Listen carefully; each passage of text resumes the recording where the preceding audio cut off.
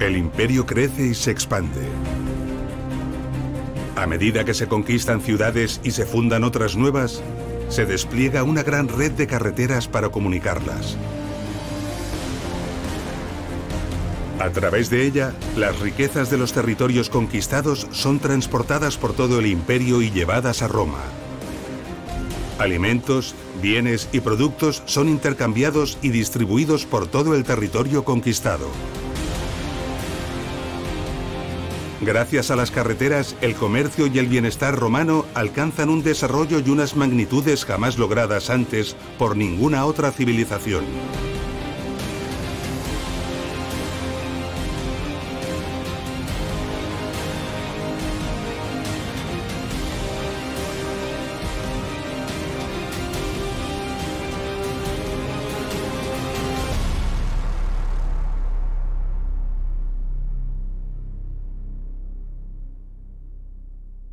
Año 68. El general Sulpicio Galba se ha refugiado en Clunia, una de las ciudades más importantes del norte de Hispania. Galba había iniciado una conspiración cuyo objetivo era derrocar al emperador Nerón, pero tal empresa había fracasado. Galba sabía cuál iba a ser su terrible final y, aterrado, decide quitarse la vida antes de que lo atrapen. Pero justo antes de consumar su suicidio, un mensajero llega con una sorprendente e inesperada noticia. El emperador Nerón ha muerto.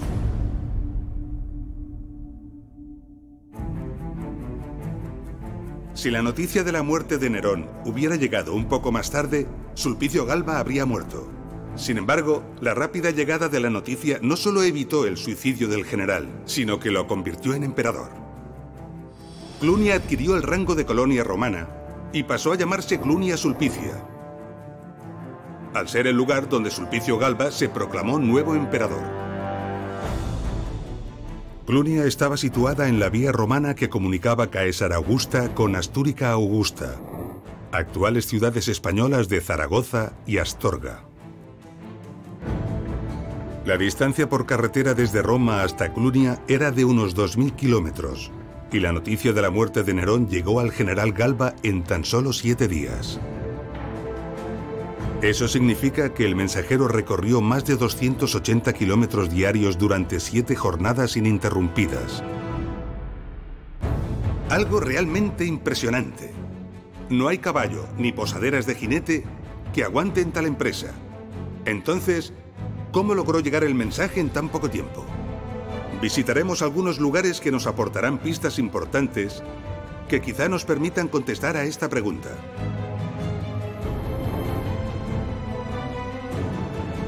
Comenzaremos por un pequeño lugar del norte de España, a unos 40 kilómetros de la ciudad de Pamplona, llamado Liédena.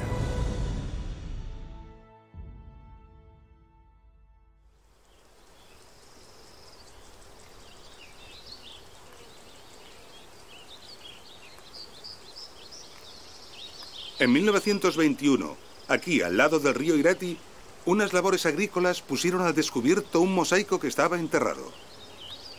El descubrimiento incentivó diversas excavaciones que en las décadas siguientes pusieron al descubierto estos restos.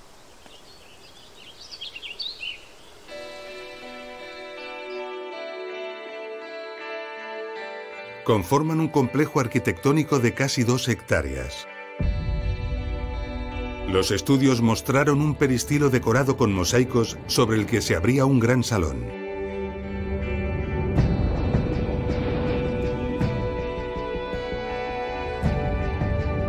Se localizaron también 2 conjuntos termales separados.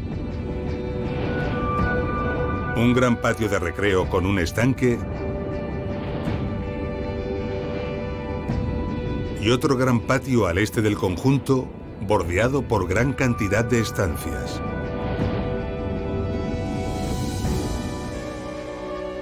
Muchos estudiosos interpretaron el complejo como una villa, establecimiento privado rústico de explotación agrícola que por sus dimensiones y por disponer de baños, debió de pertenecer a alguien importante y de alto poder adquisitivo.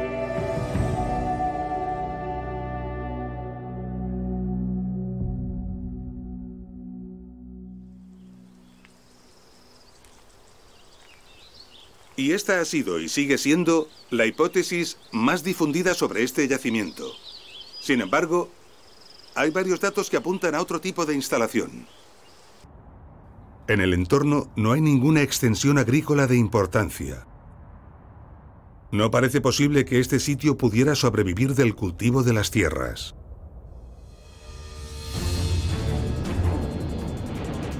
Por otra parte, su estructura arquitectónica se aparta de forma evidente del estándar empleado en la mayoría de las villas romanas.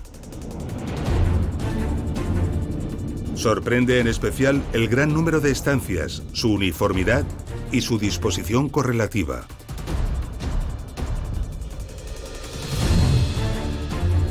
Y algo extraño para una villa de lujo. Estaba situada justo al lado de la vía romana cuando, lógicamente, las villas privadas, y más aún las villas de lujo, se apartaban a una distancia prudencial de la vía romana, evitando la publicidad y las molestias que los viajeros ocasionaban, buscando ante todo discreción y seguridad.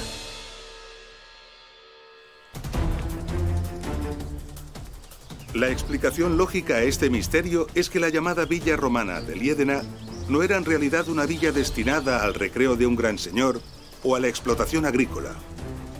Se trataba de un establecimiento al servicio de la calzada romana que pasaba por aquí.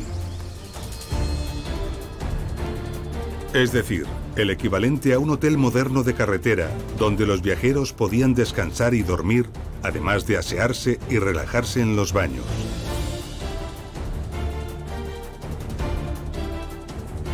También comprar, ya que debió de tener sus propias tiendas o tabernae. Y evidentemente, y muy importante, para dar servicio a los carruajes e incluso al recambio de los caballos. La disposición regular de tantas estancias contiguas responde muy probablemente a establos para albergar carruajes y caballos.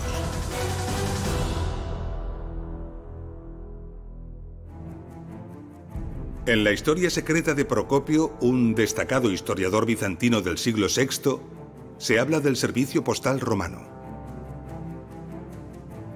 En ella se explica que los mensajeros empleaban los mejores caballos que cambiaban frecuentemente en las postas. Lugares además habituales de descanso y avituallamiento que estaban distribuidos regularmente a lo largo de las carreteras romanas y siempre junto a ellas para poder ofrecer con eficacia sus servicios.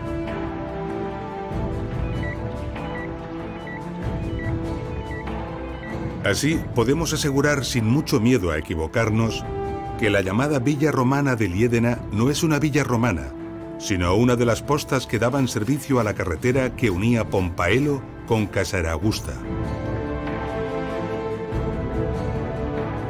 Empezamos a comprender cómo un mensaje podía llegar de Roma a Clunia en tan solo 7 días. Sin embargo, una meditada reflexión nos hace dudar de nuevo.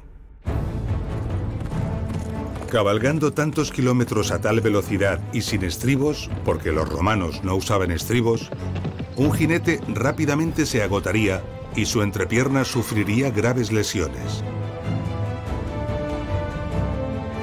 Entonces, ¿era el jinete sustituido cada pocos kilómetros? Y si esto era así, ¿qué sucedía con el transporte de viajeros? ¿Acaso era un servicio mucho más lento que el correo? Para intentar dar respuesta a estas incógnitas, viajaremos hasta el Museo del Arlés Antiguo.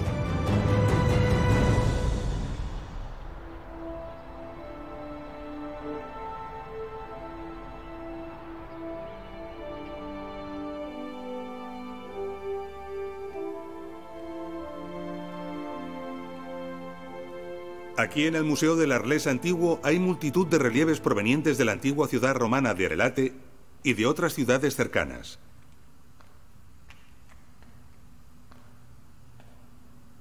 Los relieves y las representaciones gráficas que han logrado perdurar nos suelen aportar datos e informaciones muy interesantes sobre la vida cotidiana romana.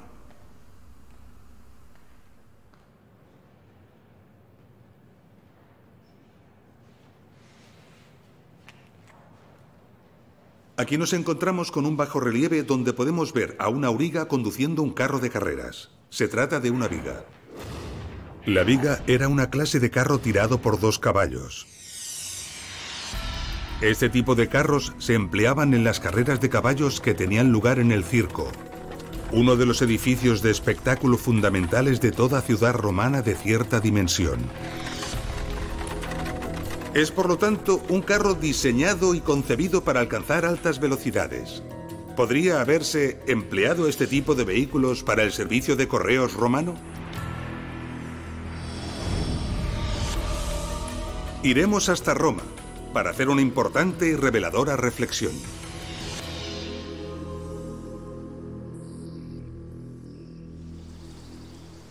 Roma era el corazón del imperio y muchas carreteras llegaban a ella. Una de las carreteras más antiguas e importantes era esta, la Vía Apia, que unía Roma con Brindisi, una ciudad situada a orillas del mar Adriático y que era uno de los puertos comerciales más importantes de la época. Hoy en día, la Vía Apia ofrece a caminantes y ciclistas una experiencia única e inolvidable a través de kilómetros y kilómetros de recorrido. Sorprenden y llaman poderosamente la atención los innumerables restos que de forma continuada se pueden contemplar a cada lado de la calzada. Podemos admirar en este tramo de la Vía Apia las grandes losas con las que fue realizada. Imaginemos ahora una viga circulando a toda velocidad por un pavimento como este. No es necesario realizar un gran esfuerzo mental ni iniciar un simulacro para percatarse inmediatamente de que es imposible mantener una marcha rápida en estas circunstancias. Sin duda, el carro derraparía o se desmantelaría y los caballos y los viajeros acabarían pronto por los suelos. Seguimos, por lo tanto, sin contestar a la pregunta que insistentemente nos venimos haciendo. ¿Cómo podían los mensajeros romanos mantener altas velocidades para llevar el correo? Vamos a viajar hasta el centro de la península ibérica, donde un hecho excepcional nos ofrece una gran oportunidad para responder definitivamente a esta pregunta.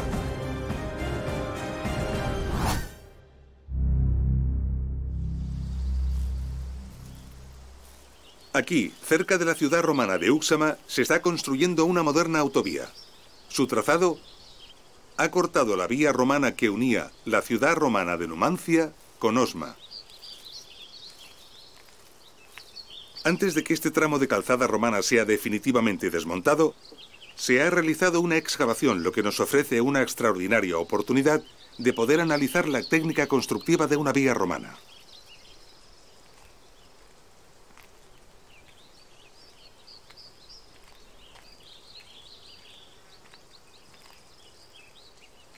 Lo primero que llama nuestra atención son estos 2 grandes bordillos.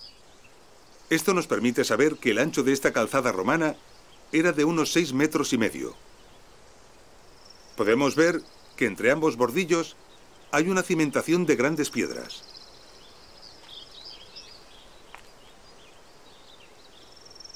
Vemos claramente cómo las de abajo son de mucho mayor tamaño que las de arriba.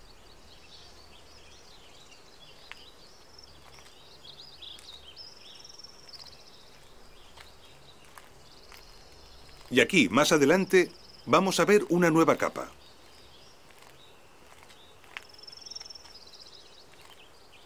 Se trata de un recubrimiento de gravas de tamaño pequeño, o zahorras, que constituían la última capa por la que se transitaba, es decir, la capa de rodadura. Esto nos aporta una visión completamente nueva de cómo era una calzada romana.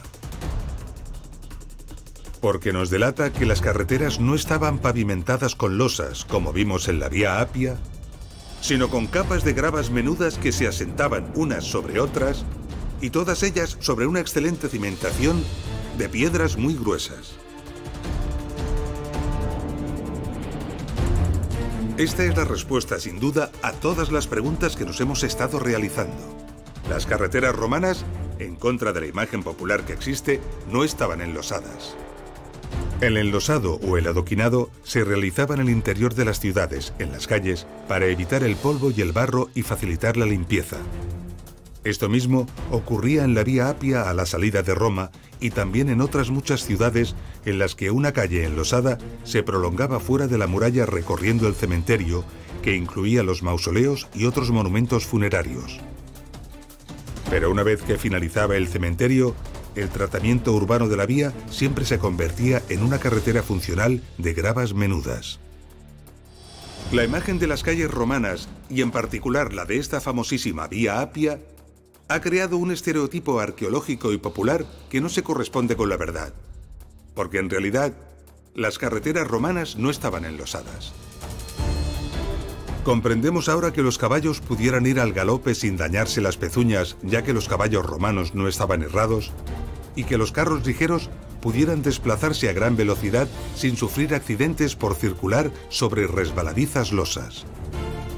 Circulaban por carreteras con un excelente pavimento liso, regular, sin baches y bien mantenido. Además, con un ancho suficiente para permitir el cruce seguro de dos vehículos, manteniendo la marcha con total comodidad y seguridad. Gracias a todos estos datos, podemos atrevernos a describir la técnica constructiva con gran detalle e imaginar cómo fueron construidas las carreteras romanas.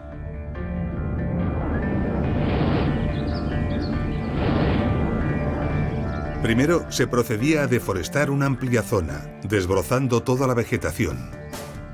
Después, en la franja donde se había proyectado la vía, se retiraba la tierra vegetal hasta encontrar una base sólida. A continuación, sobre esta base, se colocaban los bordillos de acuerdo con el ancho escogido para la vía. Entre los bordillos se colocaban piedras gruesas que servían como cimentación y sobre ellas otras capas de piedras más pequeñas mezcladas todas con áridos finos para evitar que quedasen huecos. Finalmente, en la capa de rodadura se añadían las zahorras, un conjunto de gravillas, arena y arcilla.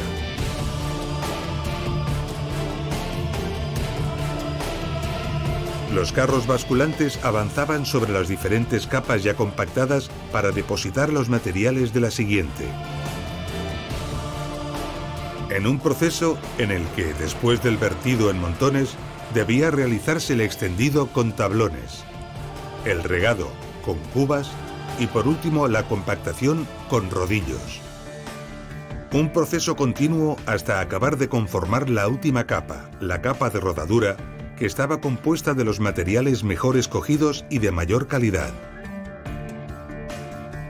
Sobre ella circulaban los vehículos y los animales de tiro.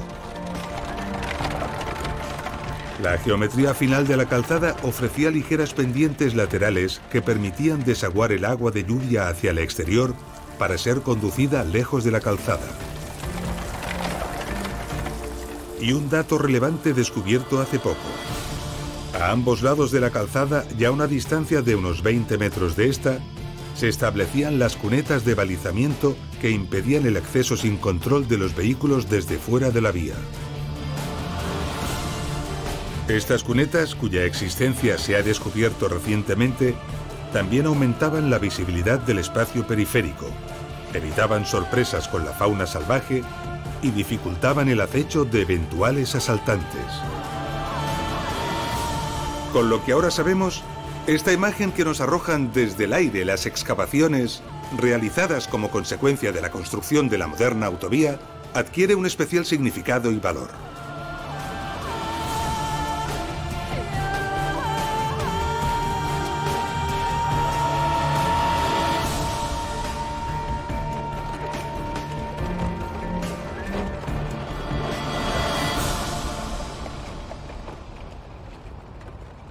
La excelente calidad del pavimento y el extraordinario diseño de las carreteras romanas permitieron la existencia de viajes rapidísimos y con largos recorridos diarios. Y como hemos visto en Liedena, grandes instalaciones daban servicio a los viajeros, por lo que muy probablemente los viajes y los movimientos de viajeros debieron alcanzar cifras muy relevantes.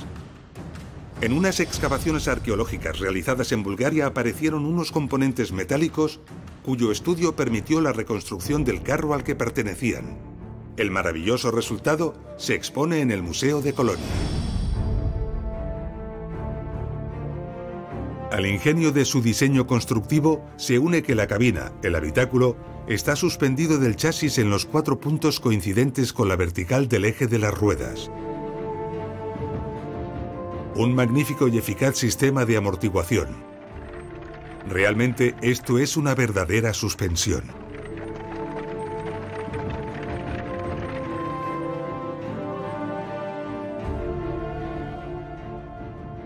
No solo los hallazgos en las excavaciones, también los bajorrelieves e incluso las pinturas nos han aportado una información extraordinaria que nos ha permitido descubrir la gran variedad de vehículos que fueron diseñados en función de las distintas necesidades. Para el transporte de pasajeros, con 4 ruedas contaban también con la raeda. Algunas solo permitían alojar a 1 o 2 personas, además del conductor. Otras añadían un pequeño techo como cubrimiento para el sol y la lluvia. Y con 2 ruedas, el Esedum, un carro con el que podían desplazarse muy deprisa. Los modelos más pequeños eran conducidos por el mismo viajero. También el Carpentum, usado en las ciudades y cubierto con una lona. Y el Quisium, un carro muy veloz con ruedas muy altas de 9 o 10 radios. Esta carruca de magistrados aparece en un bajorrelieve del Museo Calvet de Aviñón, en Francia. Se trata de un vehículo muy lujoso que daba prestigio a este tipo de funcionarios que se desplazaban para realizar sus actos administrativos.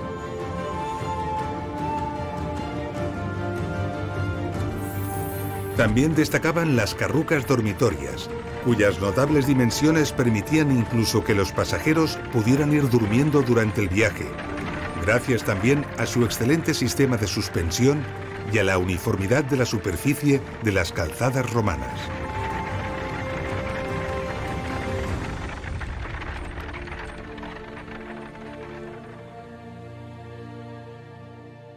Podemos dar credibilidad así a los escritos antiguos que narran cómo el emperador Tiberio viajó durante más de 2 días seguidos, día y noche, al encuentro de su hermano Druso, gravemente enfermo, para verle antes de su muerte.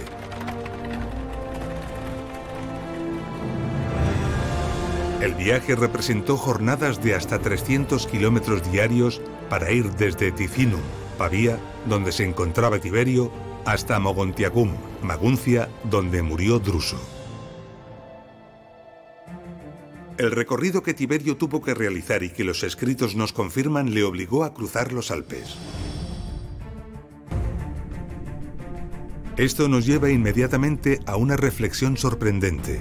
Las pendientes de las carreteras, incluso las que atravesaban los Alpes, debían ser suficientemente suaves como para permitir que los animales pudieran arrastrar sin dificultad vehículos pesados y sofisticados como una carruca.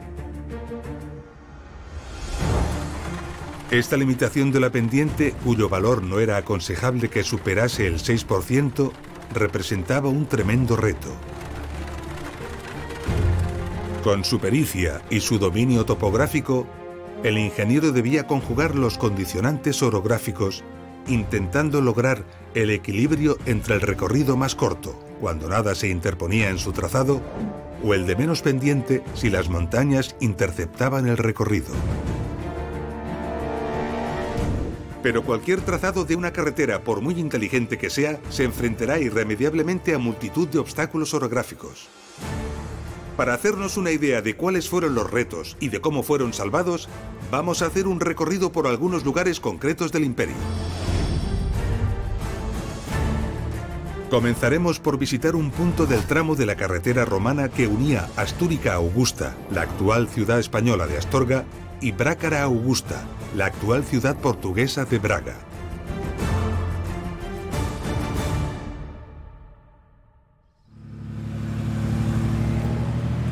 Esta es una carretera moderna que une las ciudades españolas de Ponferrada y Orense. A lo largo de su trazado nos encontramos numerosos taludes de los desmontes, como este. Estos taludes se forman cuando se corta o se excava una ladera. En este caso, para permitir el paso de una carretera como esta. Para cortar la dura roca, actualmente se utilizan explosivos y maquinaria moderna. Sin embargo, si nos acercamos a este talud y lo miramos detenidamente, observamos claras marcas de pico, líneas paralelas que nos delatan la técnica del excavador. Marcas idénticas a las que encontramos en los túneles y canales excavados en la roca para construir los acueductos y otras obras romanas como las galerías de las minas. Esto tiene una sencilla explicación. Este talud fue excavado por obreros romanos. Los técnicos modernos en el siglo XIX aprovecharon gran parte del trazado de la carretera romana que unía las ciudades de Astúrica Augusta y Brácara Augusta para construir esta carretera moderna y aprovecharon muchos de los desmontes en roca que los romanos habían realizado. Podemos admirar la finura y precisión con que fue realizado este talud. Sorprende la cuidada geometría y la altura alcanzada en algunos puntos.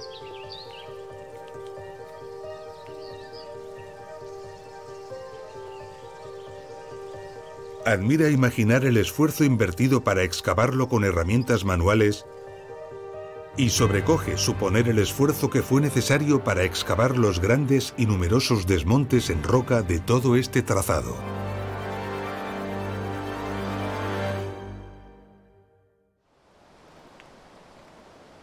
Muy cerca del desmonte en roca que hemos visto, la vía romana tuvo que enfrentarse con el curso del río Vivei.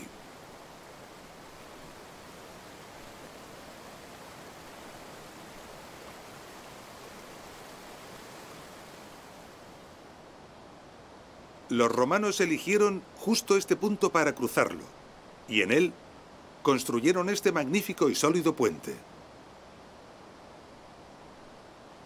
Un puente que ha perdurado más de 2000 años y que los ingenieros modernos aprovecharon para trazar sobre él la carretera actual. 2000 años después, este puente no solo se conserva y se sostiene en pie, sino que además soporta con total seguridad el paso continuo de camiones modernos de gran tonelaje. La solidez de los puentes romanos es admirable. A pesar del maltrato del tiempo y de la ausencia de mantenimiento desde la desaparición del imperio que los construyó, muchos de ellos han logrado llegar hasta nuestros días prácticamente intactos.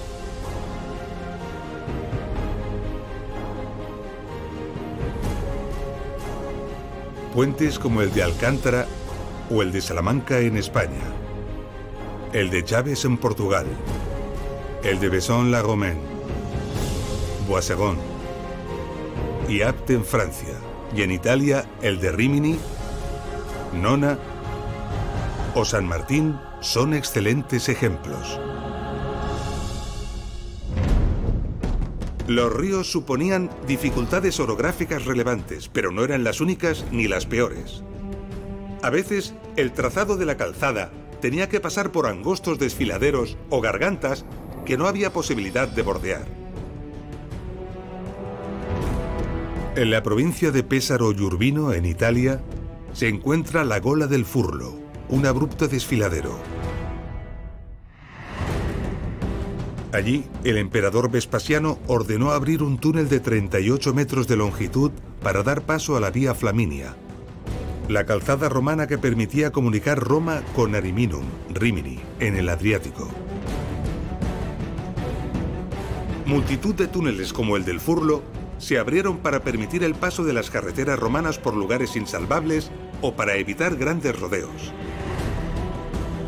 Todos ellos son obras de refinada ingeniería y de un gran esfuerzo constructivo. Algunos ejemplos son realmente impresionantes.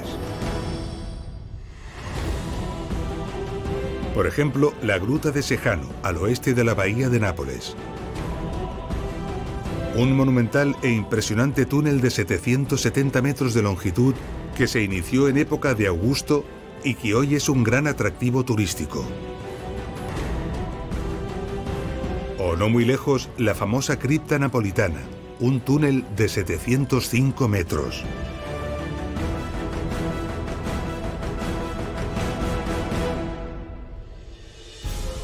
La red de carreteras romanas no solo estaba constituida por las grandes calzadas que atravesaban el imperio comunicando las ciudades, sino también por una miríada de carreteras menores, a veces privadas, que permitían alcanzar cualquier lugar importante del territorio.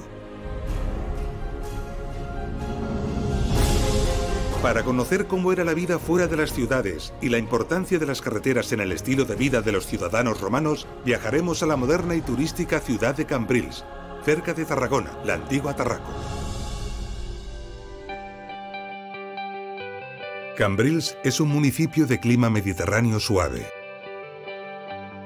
Sus excelentes playas, su puerto y su excelente gastronomía, basada principalmente en la dieta mediterránea y la pesca local, atraen a multitud de turistas, especialmente en la época estival.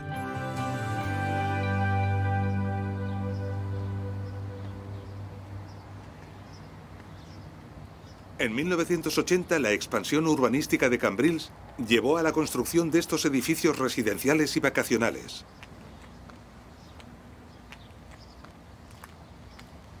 Las excavaciones que se realizaron en este lugar para construir las cimentaciones de algunos edificios pusieron al descubierto estos restos.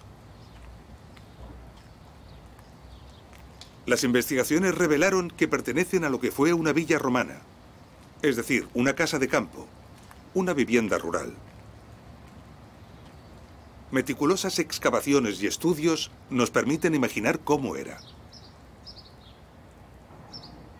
En este lugar había un corredor o galería semisubterránea que permitía la iluminación y el acceso a una serie de aposentos contiguos. Estos aposentos son muy homogéneos en proporciones, por lo que la mayoría podían corresponder a dormitorios. Pero uno de ellos parece responder claramente a una cocina y otro a un triclinium. El triclinium era una sala imprescindible en las casas de cierto lujo. En ella tenían lugar los banquetes con los que el propietario agasajaba a sus invitados. Enfrente del edificio habría un jardín abierto a la playa y con toda seguridad un embarcadero. En este lugar se han encontrado evidencias claras de que había un horno y seguramente un taller cerámico. Los estudios indican que en cierto momento la villa fue modificada y ampliada con un nuevo brazo arquitectónico en sentido perpendicular y con otra batería de habitaciones que definían un nuevo patio interior. Conducciones de agua y alcantarillado revelan un pequeño conjunto termal y una nueva cocina con una letrina contigua.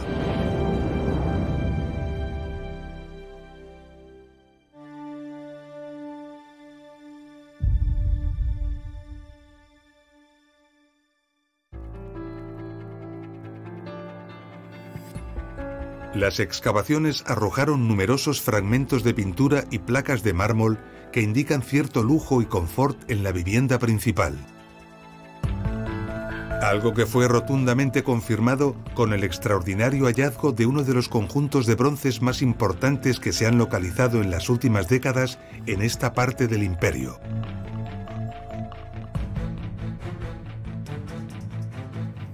A 20 kilómetros alrededor de Tarragona se han localizado numerosos restos de villas romanas. Los estudios demuestran una cuidadosa e inteligente parcelación del territorio dotada de excelentes caminos que conectaban las diferentes propiedades con las carreteras principales. Y esto ocurría sin duda en la mayor parte del imperio. Así, de esta forma, las villas romanas podían comerciar con todo tipo de productos, tanto para abastecerse como para suministrar al resto del imperio. Para comprobar hasta qué punto esto era así, viajaremos hasta el municipio español de Carranque, situado en el centro de la península ibérica.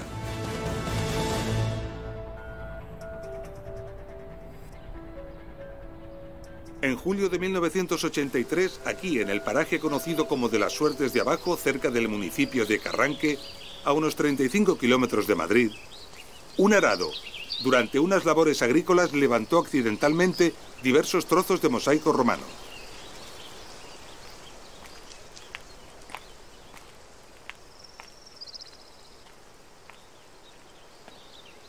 El hallazgo dio lugar a unas excavaciones que pusieron al descubierto diversos edificios y estructuras que contenían unos enormes y espectaculares mosaicos en excelente estado de conservación.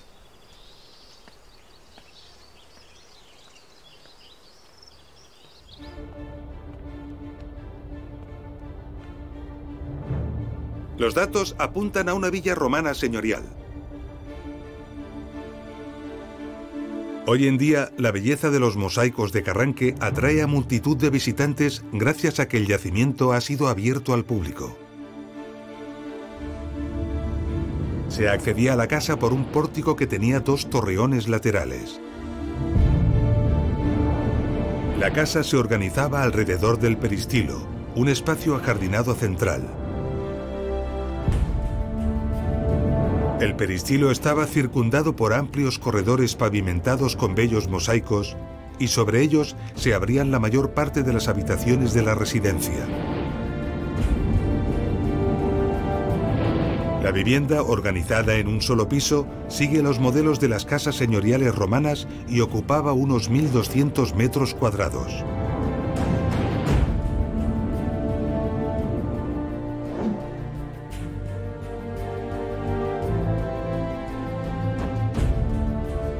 Cerca de la vivienda se encontró un edificio funerario, probablemente para albergar los sarcófagos de los propietarios.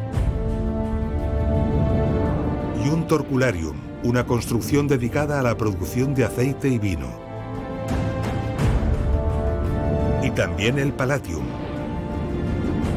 El Palatium tenía más de 2.000 metros cuadrados y fue un edificio espectacular por su arquitectura y decoración, destacando su mármora en paredes y suelos, hoy en proceso de investigación.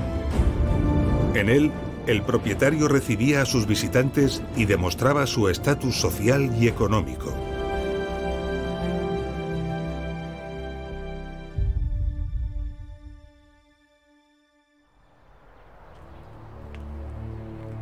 En total se han encontrado en este edificio 39 tipos de mármoles distintos, provenientes de todas las partes del imperio.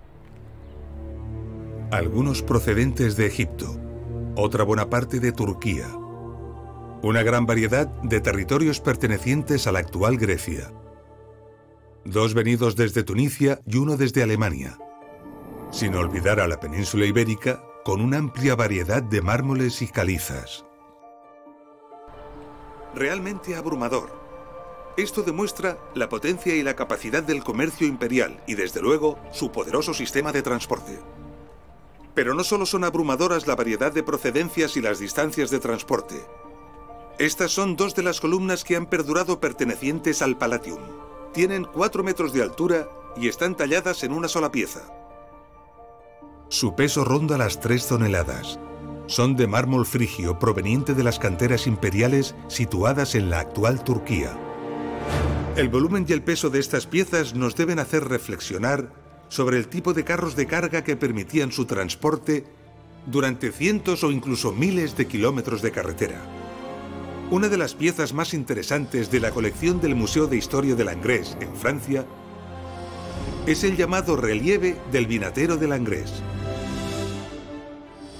Este relieve nos ofrece extraordinarios detalles de un vehículo de carga que transporta una gran cuba de vino. En el relieve se puede observar la robustez y complejidad del carro y también del conjunto de los arreos y los atalajes del tiro. El excelente grado de detalle del grabado recoge incluso un inteligente sistema de frenado. Funcionaba gracias al accionamiento de un mecanismo que transmitía el movimiento hasta las zapatas. Se frenaban así simultáneamente las 2 ruedas traseras a solicitud del conductor. De esta manera, los hallazgos en las excavaciones, las pinturas y los grabados nos muestran una ingeniosa y amplia variedad de vehículos de transporte diseñados para todo tipo de usos y mercancías. Unos servían para el transporte de mercancías ligeras cuyo volumen pudiera decidirse a voluntad, y otros para pesados monolitos no fragmentables. Muchos de estos vehículos, plenamente cargados, pesaban varias toneladas que se traducen en más de 1 tonelada por rueda y en una presión sobre el terreno de hasta 8 kilos por centímetro cuadrado. Una fuerza muy superior a la que nuestros vehículos modernos transmiten a las carreteras actuales. Esto representaba una exigencia enorme a la técnica, los espesores y las calidades de los materiales empleados para elaborar los firmes, para que soportasen correctamente las cargas sin deteriorarse. Este es el porqué de los característicos y larguísimos terraplenes que encontramos en las carreteras romanas, presentando alturas sobre el suelo natural que muchas veces superan 1 metro.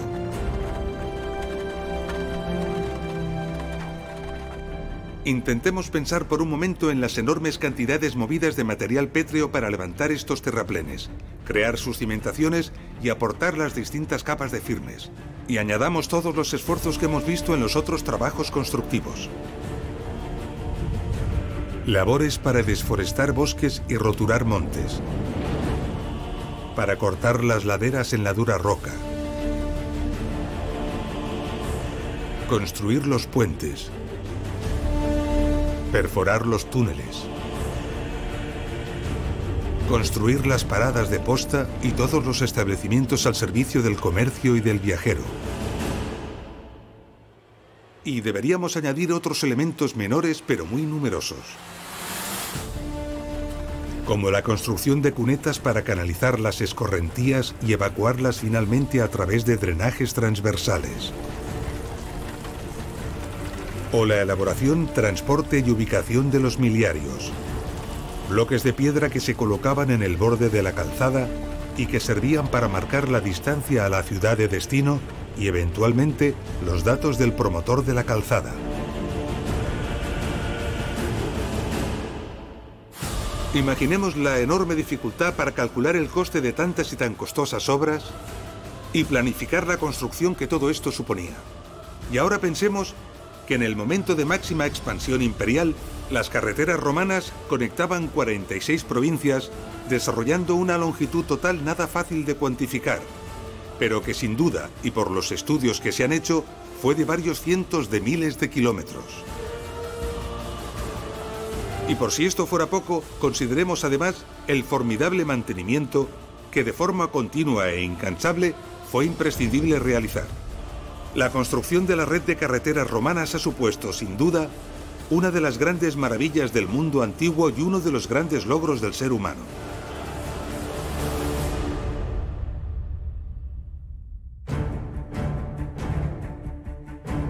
Tras la desaparición del imperio, las carreteras romanas siguieron utilizándose durante siglos, pero ya sin el necesario mantenimiento regular, en un proceso de destrucción continuo, hasta que muchas de ellas fueron impracticables. Su funcionalidad se perdió. Los elegantes y sofisticados vehículos romanos fueron sustituidos por las fatigosas y lentas recuas de mulas.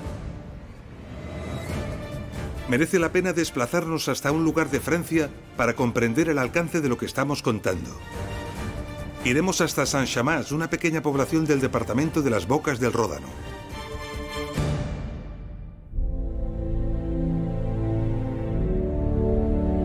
En las afueras de Saint-Chammas se encuentra uno de los puentes romanos más bonitos y mejor conservados, el puente Flaviano. Los viajeros, al cruzar el puente, pasaban bajo 2 arcos monumentales conmemorativos, colocados sobre los estribos del puente y que, sorprendentemente, han llegado a nuestros días en excelente estado de conservación.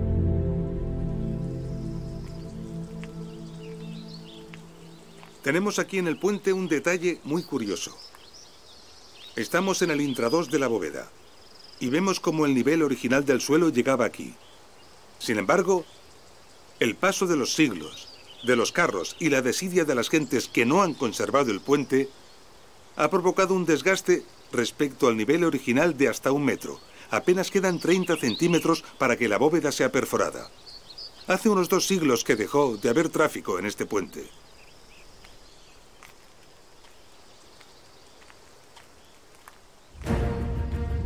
El mantenimiento constante que los técnicos romanos realizaban dejó de existir cuando el imperio colapsó.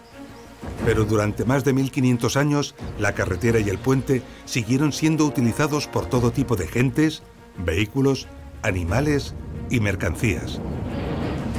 Sin mantenimiento, las capas de zahorras se perdieron, no fueron reemplazadas y el desgaste de la bóveda del puente provocado por las bestias de Tiro y sobre todo por las llantas de los carros fue continuo y devastador. Unos años más de uso habrían dado lugar a la perforación de la bóveda. Esto pone de manifiesto el enorme esfuerzo que los romanos tuvieron que invertir en el mantenimiento de sus miles de kilómetros de carreteras y sus innumerables puentes. Un nuevo elemento que añadir a la lista que hace extraordinaria la odisea que supuso construir la colosal red de carreteras romanas. Sin embargo, en la búsqueda de los caminos enlosados, los estudiosos han considerado como romanos numerosos caminos medievales e incluso caminos modernos, acompañados de los puentes de su misma época. De esta forma, hoy contamos con un enorme listado de caminos supuestamente romanos, donde raramente encontramos una carretera romana real o un puente romano verdadero. Pero también, y como consecuencia de esto, lamentablemente, mientras promocionamos como romanas estas falsas carreteras e incluso caminos de mulas de mala factura, miles de kilómetros de magníficas carreteras romanas permanecen desconocidas. De esta forma han sido y siguen siendo destruidas por las nuevas parcelaciones del territorio, durante las labores agrícolas, por la construcción de las carreteras modernas y hasta por la urbanización de nuestros pueblos y ciudades. Pero las carreteras romanas son obras de dimensiones tan colosales que a pesar de tanta desidia y destrucción, es imposible borrarlas completamente de la faz de la tierra. Cubiertas por la vegetación de los bosques que tras el abandono han reclamado el territorio que los obreros romanos les arrebataron. Ocultas bajo caminos modernos que aprovecharon, muchas veces sin saberlo, su trazado y sus cimentaciones. O incluso ya roturadas bajo la vegetación de los cultivos, muchos kilómetros de carreteras romanas siguen ahí. Desconocidas, invisibles a los profanos y solamente reveladas a algunos especialistas.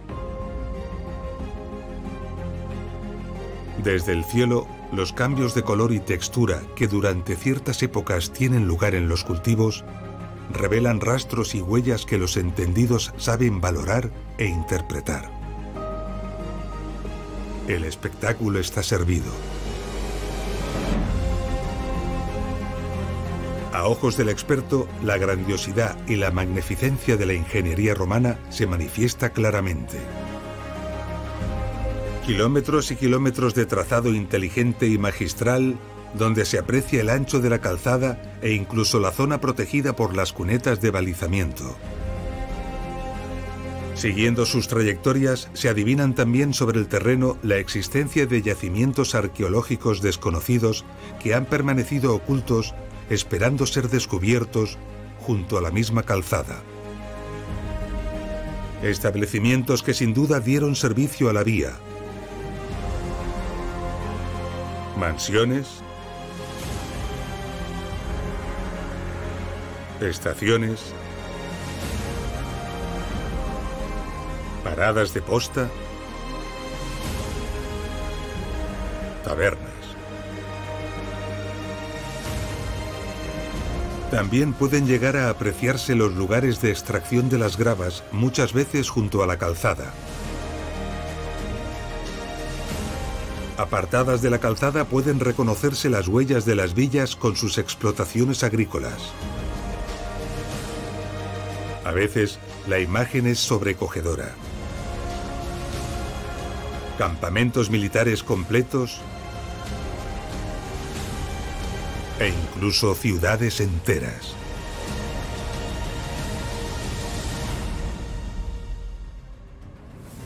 Hemos llegado al final de nuestro episodio. En él hemos comprendido que la imagen habitual que nos han transmitido de las carreteras romanas no es la correcta.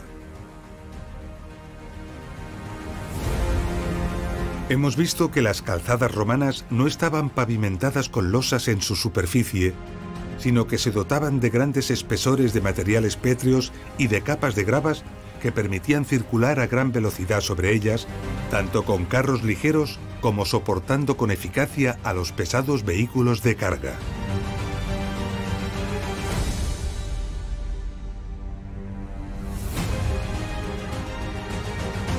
Hemos comprendido el gran conocimiento de las técnicas de la ingeniería de caminos y el esfuerzo constructivo que requirió la construcción de estas colosales obras de ingeniería.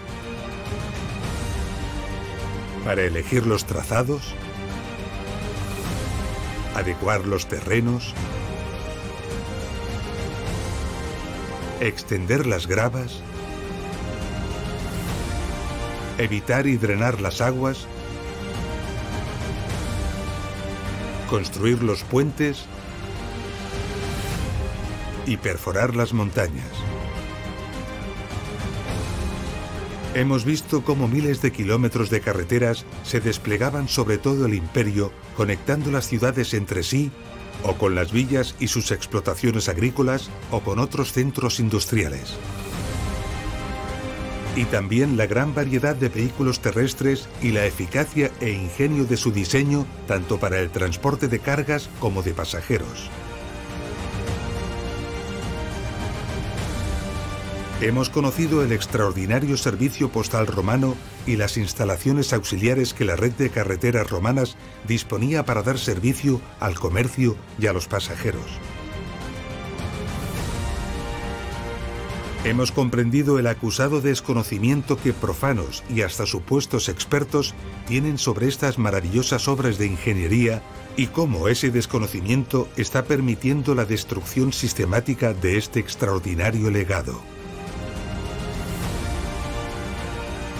Y finalmente, hemos podido contemplar desde el aire cómo miles de kilómetros de carreteras romanas permanecen ocultos a nuestros ojos, entre los bosques, bajo las carreteras y los cultivos, esperando ser descubiertos. Al igual que sucedió con las carreteras, Roma llevó la explotación minera a unas dimensiones y a unas cifras colosales, nunca alcanzadas antes por ninguna otra civilización. Y de nuevo lo hizo gracias a su extraordinaria ingeniería. Una ingeniería que los romanos desplegaron magistralmente en sus explotaciones mineras.